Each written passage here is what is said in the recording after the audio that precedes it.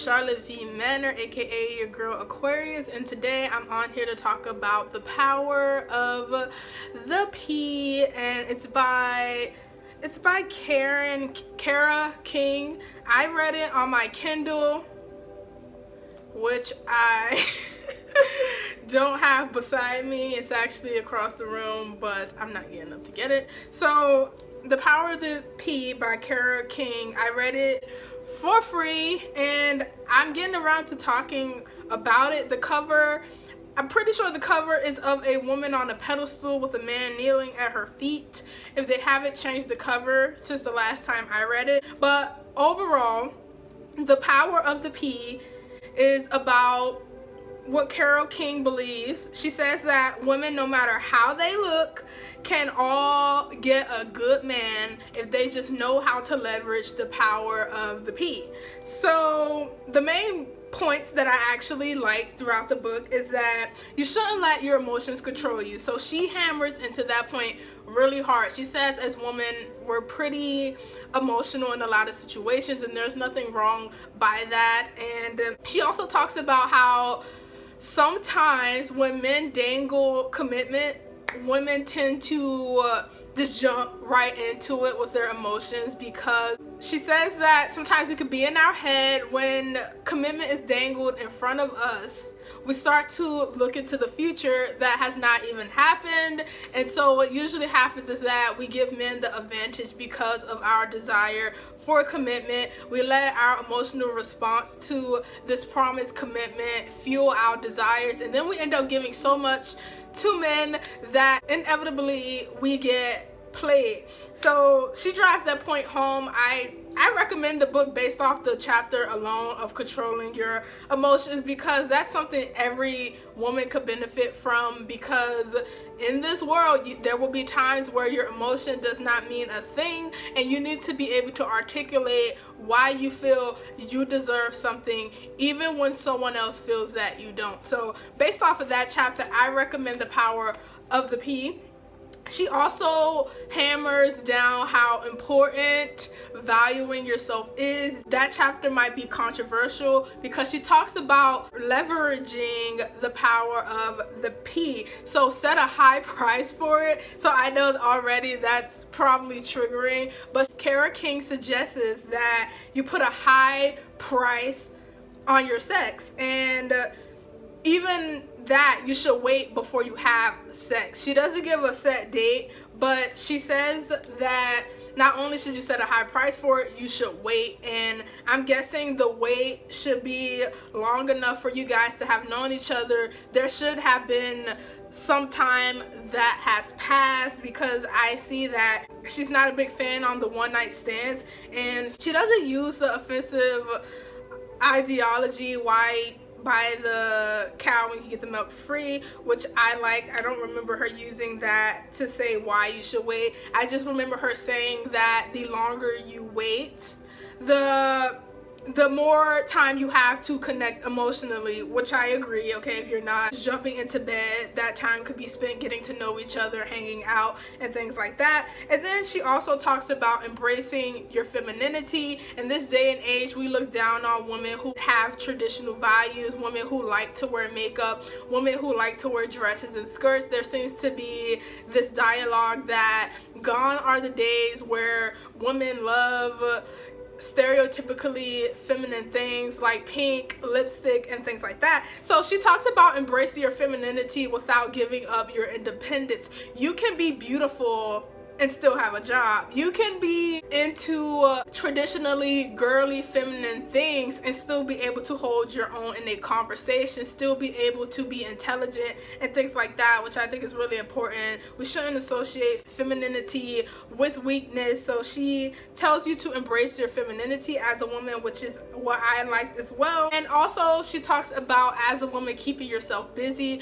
Oftentimes we find ourselves in trouble when we have a lot of time to think, because when we have a lot of time to think, we start to fantasize about a future that has not even happened. We start to fantasize about things that the man hasn't even fantasized about, and I really appreciate that, because a lot of times as women, we do get so caught up in what can be that we don't notice what is. He could be the perfect guy. He could be your future spouse. He could be the father of your children, but right now he's not. So let's focus on him not being those things and see what he's doing in the present.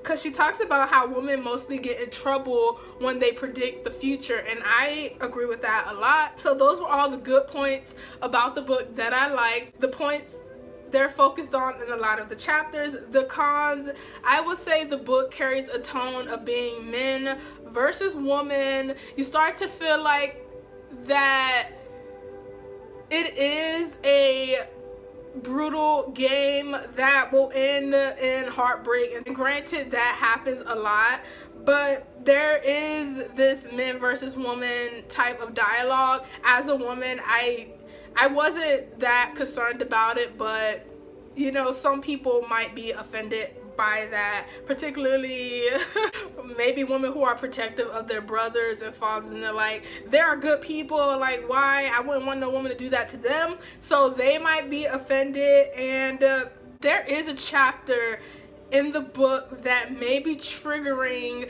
to some survivors of sexual abuse.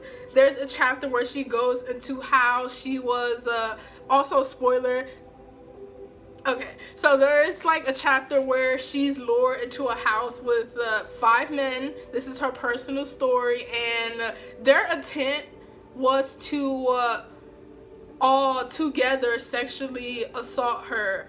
And fortunately she gets away, but she doesn't get away unscathed. I do think they punched her a few times and dragged her by her hair into a room where they shut her in the room. But something happened, I guess, where one of them took pity and ended up letting her go, so she escapes. And I believe that she said that if they had done what they had planned on doing and she was never helped or anything like that, there's a part where she said she would not have told anyone, because a part of her would have felt like she deserved it, because just why would people do that to someone who didn't deserve it? So you might find that part triggering, and that's where sometimes the male versus female thing comes in.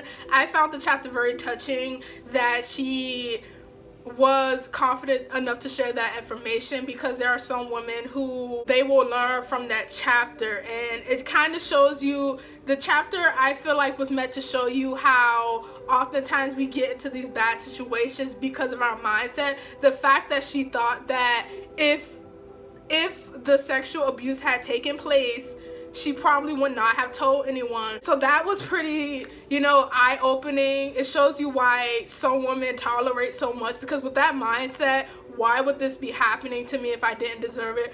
Already red flags. I don't even think you should be thinking about a relationship when you're thinking like that, because you're just going to attract predators and creeps and people to fulfill the belief that when bad things happen to me, I deserve it. So that chapter was eye-opening for me. I don't think that's the message she meant to give, but that's the message I got out of it. Another con that I found, well, it's not a con to me, but I know some people may find this to be a con, is using sex as leverage. There are so many times throughout the book where she talks about, if you want something, you should probably wait to sleep with the guy until he's gotten it for you. And she gives you examples, and she talks about, it's called post, aka post nut or something. So after a guy has finished, he's less likely to do what you want. So she talks about getting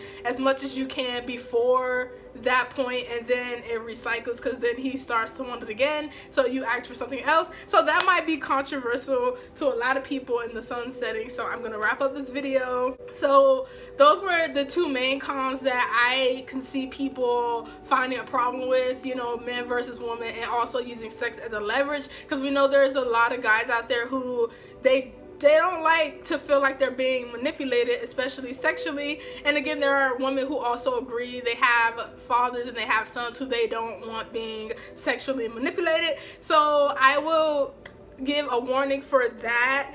And overall, I found the book to be interesting. Will I follow everything the book suggests? Absolutely not. Do I think the information is helpful? Absolutely. So that was my review on The Power of the P. I'm sorry I don't have a physical copy, and my Kindle is right across the room from me, and I do not feel like stopping to go get it. So that's basically everything that I found interesting about it. Let me know if this is a book that you will want to read, if already you're just like not interested. And I will see you guys next time. Again, I'm Charlotte V Manor, aka your girl Aquarius, and I will see you guys next time.